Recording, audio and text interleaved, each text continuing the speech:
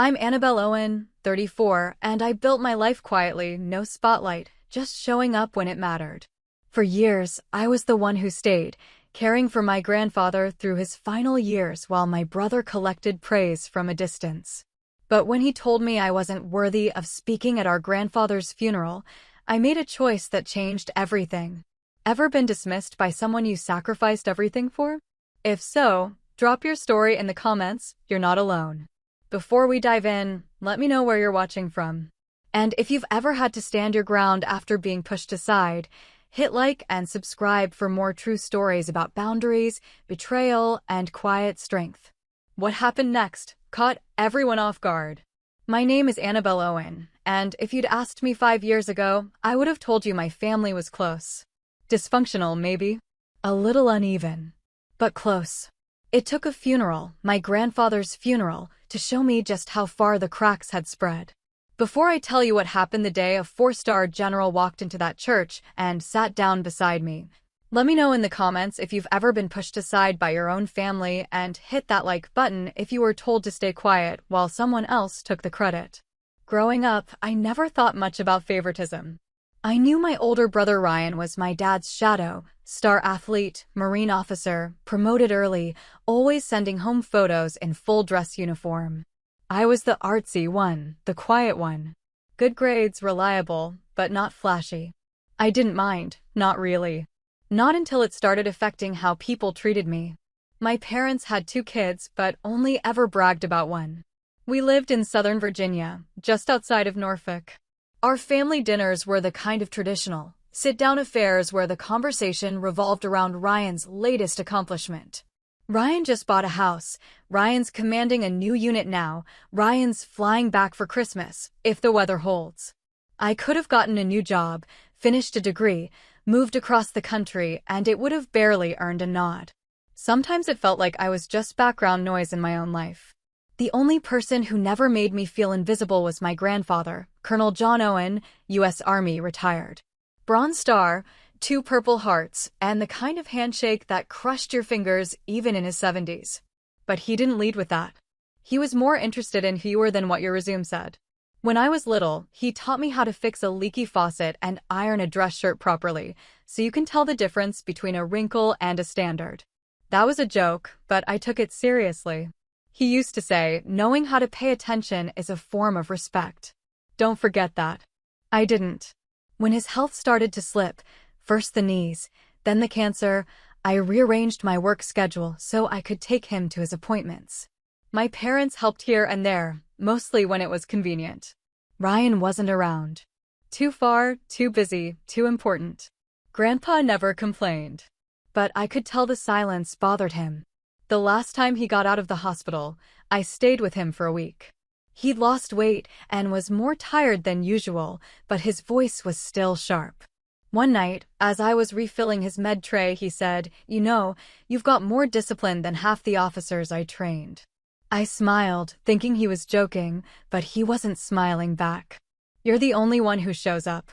That means something." Then he reached for my hand, his grip weaker than I remembered, and said, "Don't let anyone tell you you don't belong at my funeral. You hear me?" At the time, I thought it was just an odd thing to say. He wasn't dying. Not yet. We had time. But I nodded and I held on to those words. I didn't know I'd need them. Ryan and I weren't close. We used to be when we were kids. He taught me how to ride a bike. Once, in high school, he punched a guy for talking about me in the locker room. But something shifted after he joined the military. He came back with a sharper edge, more serious. Our conversations became infrequent and formal, like he was performing a role even with me. I figured it was the distance, the deployments, the pressure. I never blamed him for pulling away. I just hoped, eventually, we'd get back to who we were. That never happened. When Grandpa's diagnosis turned terminal, I was the one who stayed overnight in the hospital. I was the one who filled out his advance directives, who explained them to my parents when they didn't understand the language. I was the one who cleaned out his house, arranged hospice, coordinated with the VA, made sure he had the flag he wanted for his final resting place. I don't say this for credit. I say it because it's what happened. No one asked me to do those things. I just did them. Someone had to. I told Ryan what was going on. Texted him updates. Let him know when it was getting close. He responded with thanks or appreciate the update. Never called. Never asked if I needed anything. But I still kept him in the loop because I thought it was the right thing to do. I thought he'd want the chance to say goodbye. He flew in 2 days before Grandpa passed. The first time I saw him at the house, he walked in wearing his dress blues, said he'd come straight from a retirement ceremony. Our mom greeted him like he'd returned from war. Dad clapped him on the back. I stood in the kitchen, invisible again. When he finally turned to me, he just said, "Hey, Annabelle. Thanks for holding down the fort." That was it. After Grandpa passed, we sat in the living room to talk about funeral arrangements. I had already spoken to the chaplain and the funeral home, confirmed the burial site at Arlington, and submitted the paperwork for full military honors. Ryan listened quietly, then cleared his throat and said, "I think I should be the one to speak at the service." I nodded, waiting for him to go on. He did. "I mean, I'm the ranking officer in the family. It makes sense. A military funeral should be handled with the right tone. We can't have mixed messages." Then he looked directly at me. "No offense, but I don't think you're the right person to deliver anything formal." I didn't respond right away. I wanted to think I misheard him. But my mother added, "Ryan's right. He knew what kind of legacy your grandfather wanted to leave behind. A strong one. Military. Respected." I stared at them both. Then at my father, who didn't say a word. And suddenly, I understood. They had already decided. My relationship with Grandpa, the years of caretaking, the quiet sacrifices, none of it mattered. In their eyes, I hadn't earned the right to speak. "You're not exactly qualified," Ryan added, as if reading my expression. "It's not personal." I remember nodding slowly, not because I agreed, but because I didn't trust myself to speak. I left the room a few minutes later and made a phone call. It wasn't to fight back. It wasn't to demand anything. I just wanted one person, one voice, to show up in that room and recognize what I had done. Not for attention. Not for applause.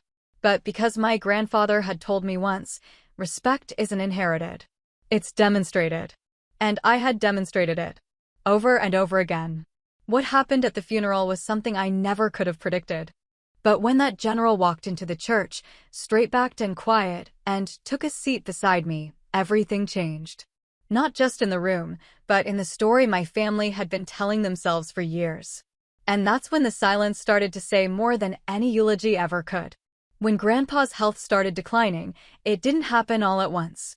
It was subtle at first, forgetting where he put things, stumbling over words he used to recite from memory. He was still sharp in spirit, still full of quiet pride and dry humor, but his body was giving out faster than any of us expected. The doctors said it was a combination of his age, chemo side effects, and years of accumulated wear. He brushed it off. Spent years marching through jungles and deserts.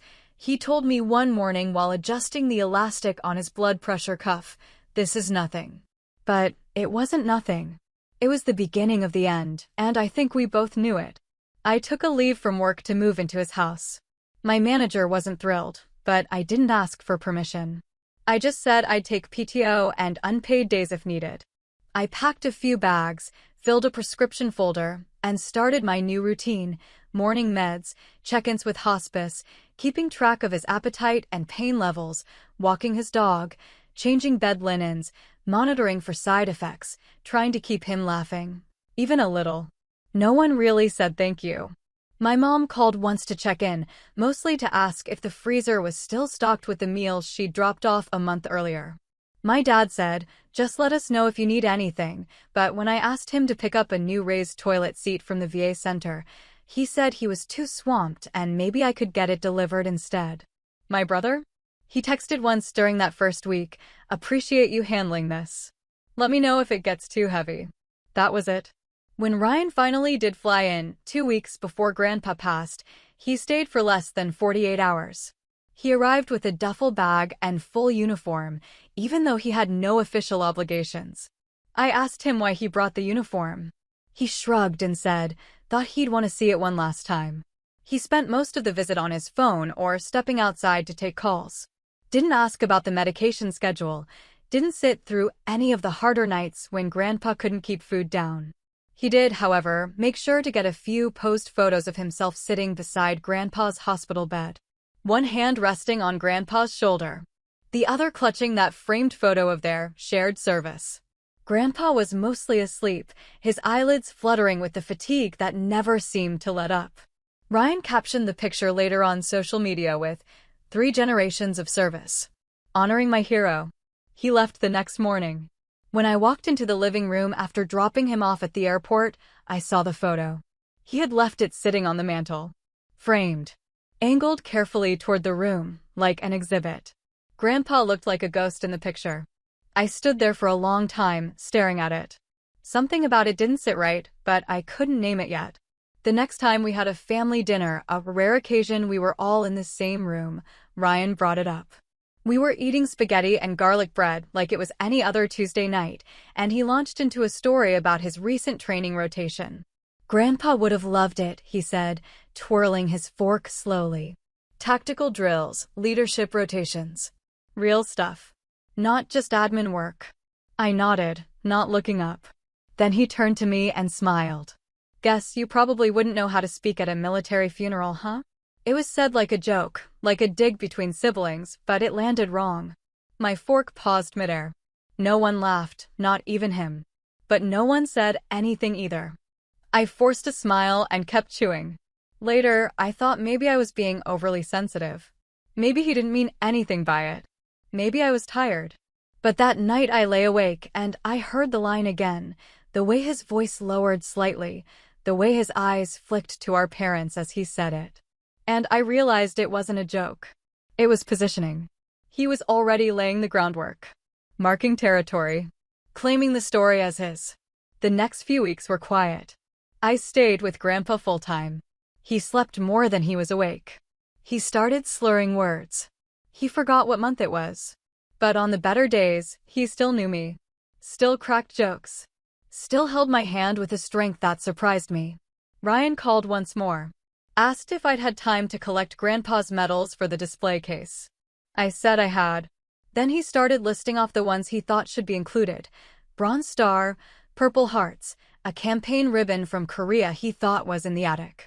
I listened quietly. "Just want to make sure it's done right," he said. "You know, not just a bunch of photos and flowers." I didn't say anything. He continued, "I mean, people are going to expect a real military presence at the funeral. Grandpa earned that. He also earned not being turned into a symbol," I said, before I could stop myself. There was a pause on the line. "Then, what's that supposed to mean?" I said I had to go. The nurse had just arrived. That was a lie. I just couldn't hear his voice anymore. When I hung up, I stood by the kitchen sink and tried to breathe. It wasn't that I disagreed with honoring Grandpa's military service. Of course not. But Ryan was turning it into a brand. Into an image. And that image didn't have room for me. That became clearer at the next family gathering. Ryan had emailed an early draft of the funeral program, unprompted. He had formatted it like a formal ceremony. American flag watermark. Bold serif font. List of speakers: Chaplain Matthews, Lieutenant Colonel Ryan Owen, retired. No mention of anyone else. When I asked if there was going to be an open reflection portion for the rest of the family, he looked confused. "Well," he said, "I figured it'd be more cohesive this way. Don't want it to run long. We only have the space for 90 minutes. Mom chimed in, "Ryan's just trying to make sure it's respectful." I said nothing, because at that point, what was there to say? I sat in silence as they discussed the color of the flower arrangements, the placement of the flag, whether the honor guard should fire 3 rounds or 5. Ryan spoke with certainty. My parents nodded like he was the only one who had ever worn a uniform, even though Grandpa used to say I was the only one in the family who actually listened to his war stories without interrupting. The moment that cemented everything came a few days later, during a phone call between my mom and me. I had just gotten back from another overnight at the hospice center. I told her Grandpa had asked about Ryan. She paused. "He really looks up to your brother." I didn't say anything. Then she added, "It's nice to know someone's carrying on the legacy." The words landed like a weight on my chest. Not because I needed recognition, but because they were rewriting the story in real time and I was being erased from it. I had been there for every appointment, every emergency call, every moment of clarity and confusion. And still, somehow, I wasn't part of the legacy. Just the footnote in someone else's chapter. It was in that moment, holding the phone to my ear, listening to my mother's voice fade into casual commentary about the eulogy, that I finally understood. They had already decided who the story belonged to. And it wasn't me. 2 days after Grandpa died, my phone rang at exactly 6 p.m. It was a group call, my mom, Dad, and Ryan. The tone was set before a single word was spoken. No one asked how I was doing. No one mentioned that I'd been the one holding his hand when he took his last breath. My mom opened with, "We thought it would be best to coordinate funeral details as a family." But it didn't feel like coordination. It felt like a formality. A decision already made, being delivered under the illusion of discussion. Ryan took over, like always. His voice was even rehearsed. "I'll be handling the eulogy. The military rep has confirmed my speaking slot, and I've drafted remarks that cover his service record, family life, and core values. If there's anything specific you think should be included, you can email it to me." I waited for the part where he said we could all share something. I waited for him to mention Grandpa's storytelling, his Sunday crossword habit, the time he built me a dollhouse from scratch because I hated the plastic ones. But that part never came. "Only you?" I asked, keeping my voice calm. He didn't hesitate. "It makes the most sense." "Why?" There was a pause. Then he said it. "Because you're not exactly qualified to speak on behalf of someone like Grandpa." I didn't respond right away. I couldn't. My mouth opened, but nothing came out. I looked down at the table in front of me, at the folder of discharge papers, medical directives, and VA forms I'd filled out myself. I thought about the nights I sat beside Grandpa's bed when he cried out from phantom pain in his amputated leg. The time I spoon-fed him soup he couldn't hold down. The day he forgot who I was and then wept when he remembered. "You think I'm not qualified," I repeated. "This is about honor," Ryan said. "About representing him properly." You wouldn't get it. It wasn't even anger that came first. It was disbelief. Cold, blank disbelief. I tried to form a sentence, any sentence, but before I could, my mother jumped in. "Let's not make this about ego, Annabelle. This is a difficult time. Everyone's grieving." Grieving wasn't the word for what I felt. It was something sharper. A kind of grief that didn't come from loss, but from being cut out of the story entirely. Not just as a speaker, but as someone who mattered to him. To them. I looked at the phone. I listened to them continue, talking logistics, time slots, seating charts, floral arrangements. My name wasn't mentioned again. And in that silence, something snapped. Not loudly, not all at once. But quietly, a small shift I felt in my chest, like a wire pulled too tight finally giving way. I didn't say goodbye. I just hung up. Then I stared at the screen for a long time. I don't know what I was waiting for.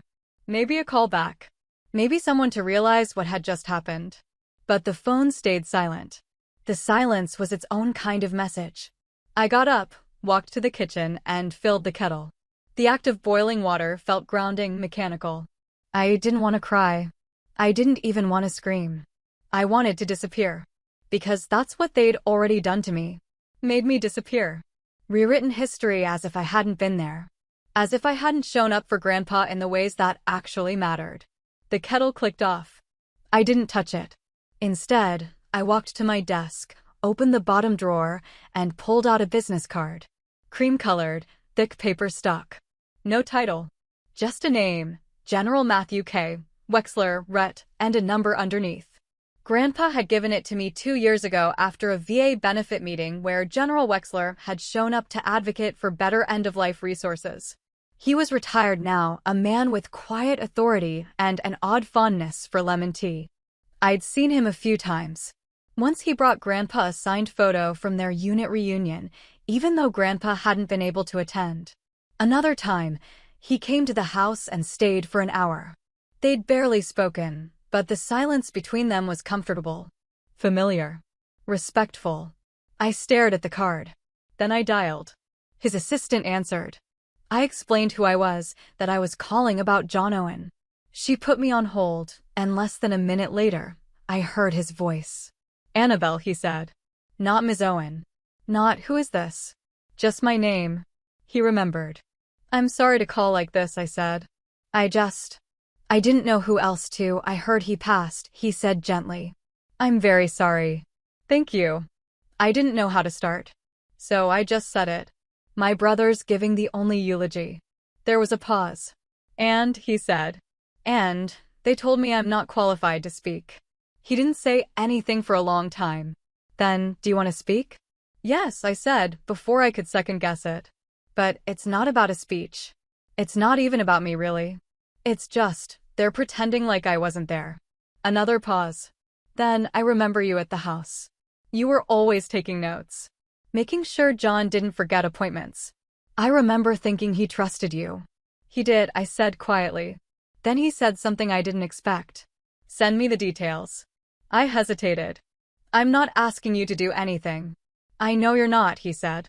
"But I'm going to show up anyway." I didn't cry until after the call ended. That night, I sat in the living room with the lights off. I didn't write a eulogy. I didn't rehearse any speech. I just sat with the silence. The grief. The dull ache of being erased. And in that stillness, I promised myself one thing. I would show up. Even if it wasn't on the program. Even if they didn't acknowledge me. Even if all I did was sit in the front pew and hold my head high. I would not disappear. Because he had seen me. And now, someone else did too. The morning after the call with General Wexler, I didn't feel triumphant. I didn't even feel relieved. I felt suspended. Like I was stuck in this strange, quiet space between what I had hoped would happen and what actually did. There was no fight, no dramatic confrontation. Just a phone call that lasted under 5 minutes and shifted everything. I hadn't told anyone about it. Not my parents. Not Ryan. I wasn't even sure I would. It felt too fragile. Too private. Like if I spoke it out loud, it might disappear. Instead, I went about the next few days doing what I always did, the logistics. I confirmed the burial plot with the cemetery office. I finalized the obituary draft I'd written 2 weeks earlier when Grandpa was still alive but fading. I coordinated transportation for 2 of his army buddies who were flying in from Texas. None of these tasks were asked of me. No one thanked me. But that wasn't why I was doing it. One night, I found myself organizing Grandpa's old records again. Discharge papers, service medals, citations.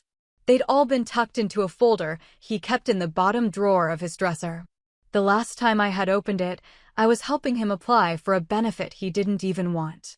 "They make you jump through hoops for $100, he grumbled, but he still signed the forms because I'd taken the time to fill them out. As I flipped through the paperwork, I found a small index card in his handwriting, wedged between 2 yellowing letters from the VA. On it, he'd scribbled my name, just my name, and next to it, in all caps, "Trust with decisions if needed." It wasn't legally binding. It wasn't a formal directive. But I knew what it meant. I sat back on the floor and stared at it for a long time. I remembered every Sunday afternoon we spent watching old war documentaries. The way he'd pause the TV to tell me what really happened versus what Hollywood got wrong. I remembered the way he'd ask me to sit with him while he paid bills, not because he needed help, but because he liked the company. I remembered reading him letters from old army friends when his eyesight started to go, how he'd correct me on pronunciations even though he couldn't see the words himself. I hadn't just known him. I'd witnessed him. The daily, quiet version of him. Not the medals or the war stories or the parade appearances. The man who refused help but let me clean his coffee maker. The man who wouldn't take painkillers unless I was the one handing them to him. The man who once told me, if you want to know who someone really is, see how they act when they're tired. I didn't want to give a speech. I didn't care about the podium or the crowd or whether people clapped when my name was called. I just didn't want to disappear. That's what it had started to feel like, not just being sidelined, but being erased from his story. As if showing up every day, quietly, without applause, meant I hadn't been there at all. As if my absence from the program meant I'd never mattered in the first place. So I made a decision. I wouldn't fight Ryan over the eulogy. I wouldn't demand equal time or beg for acknowledgement.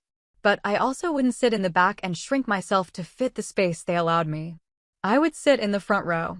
I would wear the navy blazer Grandpa used to say made me look like a senator. I would hold his flag when they folded it. I would be there, fully, visibly, whether they liked it or not. And if anyone asked who I was, I'd tell them the truth. I was the one who stayed. I kept waiting for the call from my parents, the one where they'd realize how badly that family meeting had gone. But it never came. I got a few logistical texts from my mom. Service starts at 10:30 sharp. Please be on time. Reception at the church hall afterward. Nothing personal. Nothing warm. Just itinerary. It was probably easier for them to pretend things were fine. It always had been. The night before the funeral, I got a message from one of Grandpa's old neighbors, Mr. Kessler. He was in his 80s now, mostly homebound, but he'd known our family since I was in middle school. Your grandfather was proud of you, he wrote. He told me once that if anything ever happened, he knew you'd handle it. Said you had grit. I stared at the message for a long time before responding. Thank you. I hope I live up to that. But what I really meant was, I hope someone else in that room sees it too. That night, I pulled out a small notebook and jotted down a few lines. Not a speech. Not a eulogy. Just things I didn't want to forget. The time Grandpa taught me how to shine shoes using a cotton rag and patience. The day he asked me to go through his safe deposit box with him so someone knows where the boring stuff is. The way he used to hum the army cadence under his breath when doing chores. I wrote them down not because I planned to read them out loud, but because I wanted a record, something that proved I had seen him fully. That I had loved him not for his rank or his medals, but for who he was in between. Before I went to bed, I laid out my clothes. The navy blazer, a black dress, low heels. Nothing flashy. Just enough to feel like I belonged at the front of the room. The program didn't have my name on it. But I was going to be there. And I wasn't going to apologize for it. Whatever happened tomorrow, whatever looks Ryan gave me, whatever side comments my parents made, I was going to show up. Not out of spite. Not to make a point. Just because Grandpa would have wanted me there. And because for once, I wanted to take up space, without needing someone else to approve of it. The morning of the funeral, I arrived at the church 45 minutes early. The sanctuary was still mostly empty, just a few early arrivals murmuring to each other in low tones. The flower arrangements hadn't even been fully set out yet. I took a seat in the front row, second from the center aisle, and rested my hands on my lap. Calm. Composed. I wasn't trying to make a statement. I just wanted to be where Grandpa would have seen me. I hadn't told anyone General Wexler was coming. Not Ryan. Not my parents. Not even the funeral coordinator. I didn't need permission to invite someone who had shared a deeper, longer friendship with my grandfather than anyone in that church probably realized. And I knew what his presence would mean. Not theatrics. Not disruption. Just visibility. Quiet, undeniable visibility. The sanctuary filled up slowly. Distant relatives I hadn't seen in years. Old neighbors. A few men I recognized from the VFW hall. Some of Grandpa's army buddies from the retirement community shuffled in wearing medals pinned to their jackets and dress hats tucked respectfully under their arms. I caught sight of my parents entering from the back. My mom wore a tailored black dress with a silk scarf knotted at her throat. My dad was in a gray suit, already fussing with the buttons on his sleeves. They didn't see me at first. They hovered near the entryway, chatting with people they knew, accepting hugs, making solemn small talk. Then my mom's eyes scanned the front rows and locked on mine. Her mouth tightened slightly, but she didn't say anything. They took seats 2 rows behind me. Ryan arrived 10 minutes before the service began. Punctual, confident, and very much aware of his own image. He walked in wearing his formal Marine dress uniform, the one with the ribbons perfectly arranged and the polished shoes that echoed across the stone floor. People turned to look as he entered, which I'm sure was exactly what he wanted. He nodded at a few guests, clapped a hand on someone's shoulder, shook the pastor's hand like a visiting dignitary. When he saw me in the front row, his eyebrows raised just slightly. A flash of something, confusion, maybe irritation, passed across his face, but he didn't stop. He walked right past and took his place at the front near the pulpit, pulling a folded speech from the inside pocket of his jacket. He didn't acknowledge me. The chaplain greeted the crowd. He gave a standard opening, comforting, respectful, warm. A hymn played. A cousin read a Bible verse. And then the chaplain announced that Lieutenant Colonel Ryan Owen would be offering the eulogy. Ryan stood, smoothed his jacket, and stepped toward the podium. That's when the doors at the back of the church opened. I didn't turn to look. I didn't need to. I heard it first, the quiet shift in the room, the subtle rustle of movement as people turned their heads, the small gasp from somewhere on the left side of the pews. Then the sound of heels clicking in precise rhythm against the stone floor. I felt him before I saw him. General Wexler walked down the center aisle with the kind of presence that didn't need introduction. Full dress uniform, for stars gleaming, posture straight despite his age. No entourage. No announcement. Just gravity. And recognition. He passed row after row without breaking stride and came to a stop beside my pew. I looked up at him.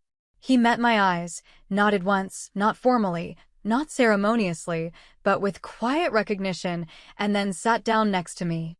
He didn't look at Ryan. He didn't have to. Ryan froze at the podium. For the first time since he walked in, he looked uncertain.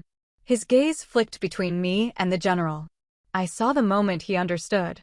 The color drained from his face. His hand, the one holding his speech, trembled slightly. He cleared his throat. "Thank you all for coming to honor our grandfather, Colonel John Owen," he began. He was a patriot, a leader, and a man of deep integrity. His words sounded practiced, memorized, detached. He spoke in long, flowing sentences about valor and service, about duty and sacrifice. He recited Grandpa's deployments, his medals, his rank, his official commendations. It was polished. It was respectful. But it was empty. He never mentioned the way Grandpa fell asleep to radio baseball games because the announcers' voices reminded him of when he was stationed overseas. He didn't mention the coffee cup Grandpa refused to replace even though the handle had broken off. He didn't mention the photo in Grandpa's wallet, the one he carried for 40 years, of my grandmother laughing in the snow. He didn't mention anything that felt real. And people felt it. The room was still, but not in a reverent way. More like in a holding pattern. Waiting. Listening politely, but not connecting. When Ryan finished, he stepped back from the podium and gave a short nod. There was a light scattering of applause, the kind people offer more out of obligation than emotion. He returned to his seat across the aisle. The chaplain stood again. At this time, we will invite anyone who would like to share a memory of Colonel Owen to do so. Ryan stiffened. That part hadn't been in the program he'd circulated. He glanced toward the chaplain, who smiled gently and gestured toward the microphone. Silence. Then the sound of a chair sliding quietly back. General Wexler stood. He didn't need notes. He didn't need introduction. He stepped to the front of the room and waited for the space to still. Then he began. John Owen wasn't just a soldier, he said. He was a man who believed in showing up. He talked about their early days in training.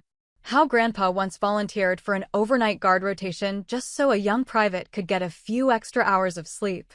How he made a habit of checking in on the guys who never spoke up. How he once told a superior officer, if we're not looking out for the quiet ones, what are we even leading?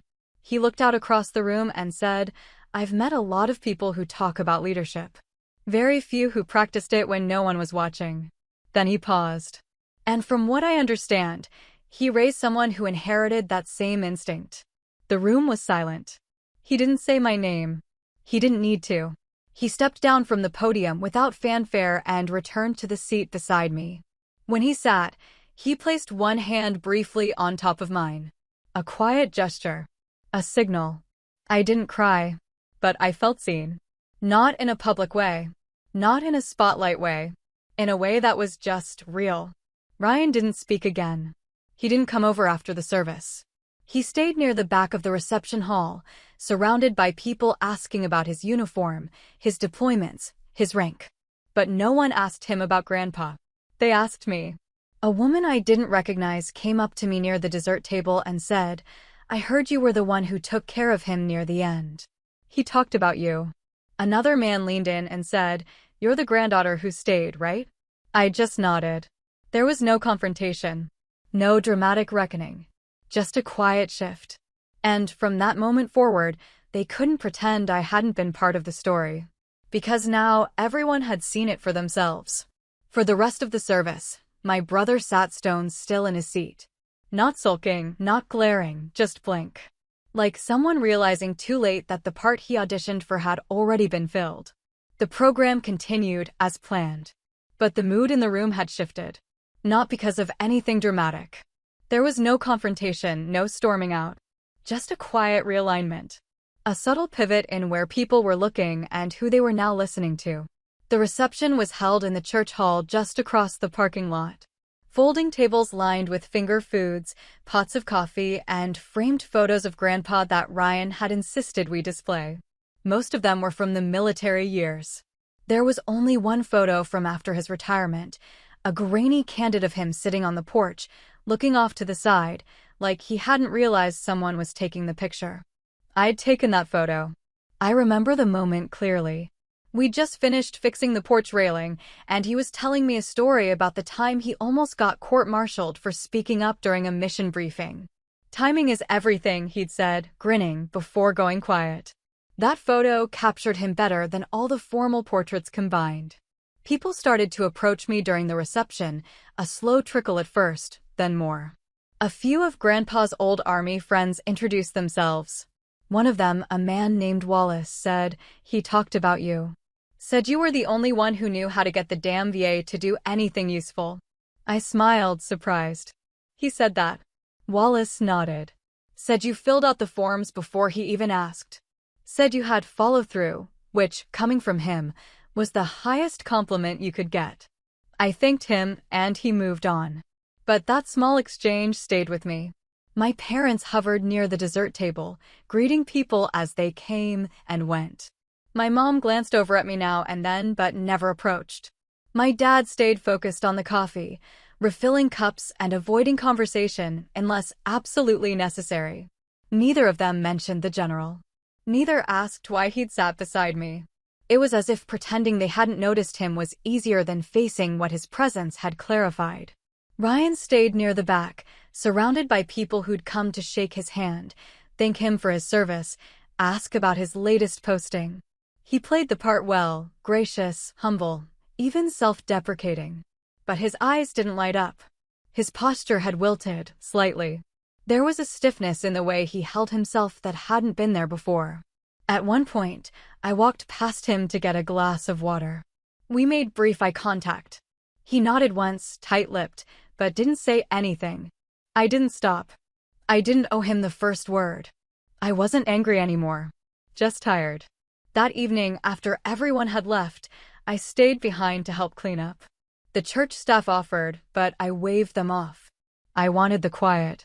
The chance to reset. I moved between tables, gathering crumpled napkins and empty cups, slowly bringing order back to the space. I was halfway through stacking chairs when someone approached from behind. "I didn't expect him to come," Ryan said. I turned. He stood there, jacket folded over his arm, tie loosened. He looked smaller than he had that morning. Less polished. "I didn't think you'd want him there," I replied. He rubbed the back of his neck. I didn't. We stood in silence for a moment. "I'm guessing you invited him," he said. I nodded. "I called him after our family meeting." Ryan let out a short breath. Not angry, not surprised. Just quiet. He looked down at the floor. "He didn't even mention me," he said, more to himself than to me. I didn't respond. After a pause, he added, "His speech, yours, whatever that was, it landed." I didn't correct him. I hadn't spoken. I hadn't given a speech. But I'd been seen. Ryan looked up at me, something shifting behind his eyes. Regret, maybe. Or embarrassment. I didn't think it would matter. "You not speaking, I mean." "I know," I said. He nodded slowly. But it did. And that was the closest thing to an apology I'd ever get from him. After the funeral, things didn't go back to normal because there had never really been a normal to begin with. But the balance shifted. Quietly over time. Ryan didn't call me after the service. Neither did my parents. But word spread, from the general, from the people at the reception, from those who had seen what happened in that room. I started getting small notes from people who had known Grandpa through the VA, or the church, or old Army circles. Notes that said, "Thank you for being there for him," or "He spoke about you often." I even got a letter in the mail from one of his former lieutenants. Handwritten. 5 paragraphs long. At the bottom, he'd written, "You earned his trust." Not everyone did. That letter is still in my nightstand drawer. I didn't try to reach out to my family. I didn't try to smooth things over or pretend like the months leading up to the funeral hadn't happened. I needed the space. I needed time to remind myself that my worth wasn't tied to whether or not they acknowledged it. Instead, I focused on other things. I started volunteering at the local VA center on weekends. Nothing big, just helping new patients navigate the paperwork, making sure they understood their benefits, sitting with them when they didn't have anyone else to show up. It felt right. Familiar. At first, I didn't tell anyone. But one day, the director of the center asked if I'd consider running a small caregiver training series. Just a few evenings. Practical tips. Real talk. He said, "You've clearly been in it. You get it." So I said yes. I think that was when I started to feel something shift inside me, not a reinvention, but a realignment. Like I'd found a place where the skills I'd used quietly, invisibly, for years, actually mattered. A few weeks later, I got a letter in the mail from General Wexler. A simple white envelope with a military postmark. Inside was a typed note, "Annabelle, legacy isn't a story you inherit. It's the work you do when no one is watching. You honored your grandfather in ways that don't need ceremony. But I hope you know what you did mattered." To him. And to those of us who saw it. With respect, M.K. Wexler. I folded the letter carefully and slid it into the same drawer as the one from the lieutenant. And then I sat down at my desk and finally wrote my own words, not a eulogy, not a speech, but a record. Of the man who taught me how to pay attention. And of the quiet ways he showed up, even when no one noticed. It wasn't about closure. I don't think I believe in that anymore. It was about truth. And claiming my place in it. He left without saying a word. Not a nod, not a glance. Just disappeared into the crowd after the service, still in his uniform, shoes echoing against the church floor like punctuation. And just like that, he was gone. I wasn't surprised. The first message came exactly 8 days later. Mid-morning. I was sitting at my kitchen table with the VA benefits form open in one tab and my email half-drafted when my phone buzzed. It was from Ryan. "I didn't know you'd done all that for him," it read. No greeting. No punctuation. Just that. I stared at it for a while, unsure what to do. There was no question mark. Nothing to answer. Just a sentence, flat, factual, and dropped into my inbox like a rock. I didn't reply. Not out of pettiness. I just didn't have anything to give him. Not yet. For years, he hadn't seen me. Not when I took time off work to shuttle Grandpa to the VA. Not when I spent evenings reviewing insurance documents he refused to look at.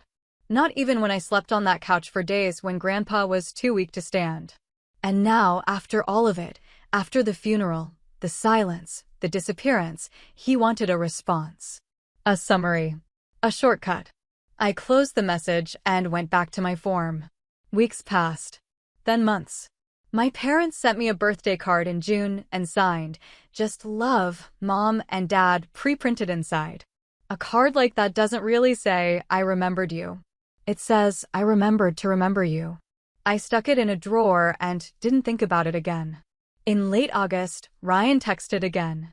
"Back in town next week. Wanna grab coffee?" This time, I didn't ignore it. I typed, "Sure," and hit send. I wasn't interested in rehashing the funeral. I didn't need a formal apology with bullet points and accountability. I didn't expect him to hand me a ribbon and say I'd won. I just wanted to see if he was capable of showing up like a person, not a role.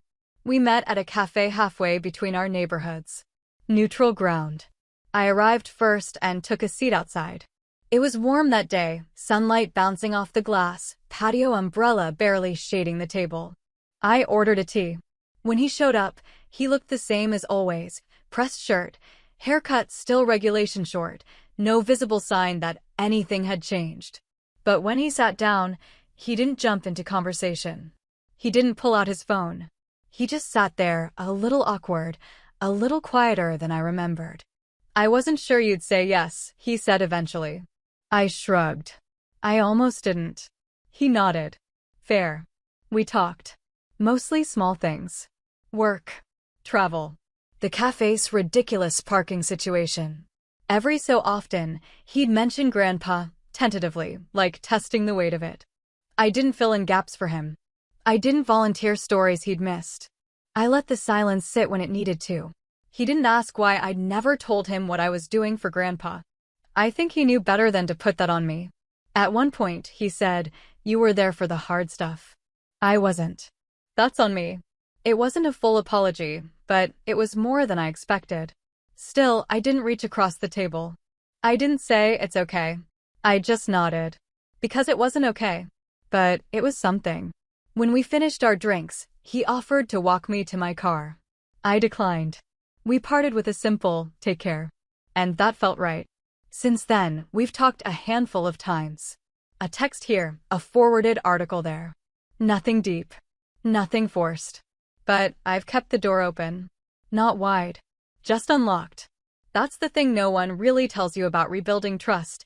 It doesn't feel like a homecoming. It feels like construction. Like surveying damage, checking the foundation, asking yourself over and over, is this worth rebuilding? And if so, what kind of structure do I want this time? I don't want what we had before. I don't want performance or hierarchy or keeping score. I want eye-level connection. A shared understanding that whatever happens next, it has to be honest. And that kind of connection takes time. It also takes space. I still think about Grandpa a lot. Not in the dramatic, grief-soaked way I did those first few weeks. More like he shows up in the quiet. When I'm fixing something around the house. When I'm at the pharmacy and overhear someone asking how to read a prescription. When I pause to listen to an old baseball game on the radio just because the voices remind me of that final summer. There's a picture of him on my bookshelf now. Not one of the military ones. Just him in the backyard, holding a mug, smiling slightly, like he'd just told a joke to himself. That's the man I remember. Not the medals. Not the folded flag. Just him. Sometimes people ask if my brother and I ever made up. I don't have a clean answer. We didn't fight it out. We didn't hug it out. We just adjusted.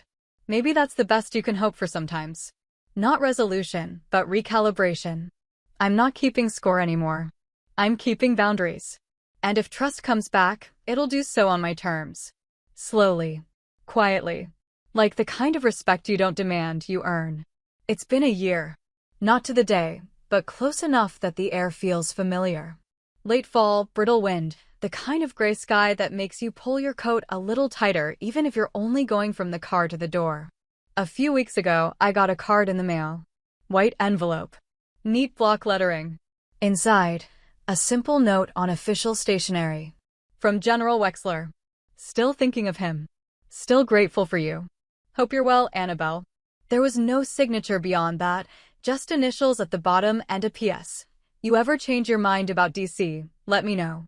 I smiled when I read it. Not because I planned on taking him up on that old suggestion, the veterans liaison role he once floated half seriously after the funeral, but because I appreciated the gesture. The quiet continuation. A thread that never unraveled. Most things didn't stay that neat after Grandpa died. The day after the funeral, everything went still for a while. The logistics ended. The visitors stopped. The tasks ran out. And then came the real work, the kind with no forms to file or thank you notes to send. I kept volunteering at the VA center. Nothing big. Just small, consistent things. Printing handouts, walking first-time visitors through paperwork, sitting with families who weren't sure what came next. Eventually, I started helping with a new caregiver program, one that wasn't about giving speeches or writing manuals, but about listening. Asking the right questions. Being the person who didn't flinch when someone said, "I'm tired and I don't know if I can do this anymore." The first time someone cried in front of me, I didn't say anything profound. I just stayed. And that turned out to be enough. Sometimes people ask why I do it. I don't give them a long explanation. I don't tell them about the months I spent being invisible, or the way the general's hand on mine during the funeral felt like an anchor. I just say, it's meaningful to me. Because it is. I never wanted a spotlight. I didn't need applause or recognition or a seat at the podium. I just didn't want to be erased. And I wasn't. People remember more than we think. Not always loudly. Not always in the moment. But eventually in the quiet ways that matter. A few months ago, I ran into someone from the funeral, a woman I hadn't seen since that day. She was leaving the VA building as I arrived. We recognized each other at the same time. "You're John Owen's granddaughter, right?" she said. "The one who sat with him near the end." I nodded. "He talked about you," she said. "Said you were the reason he got through the red tape. Called you his secret weapon." I laughed. "He actually said that?" She smiled. "More than once." I didn't know what to say. So I just thanked her and watched as she walked off into the parking lot. That's how it's been, quiet, subtle echoes. A name remembered. A story retold. A look of recognition from someone who hadn't said anything before. Ryan and I talk now and then. Nothing deep. Usually short texts. Holidays. The occasional article he thinks I'll like. We're not close, but we're not hostile.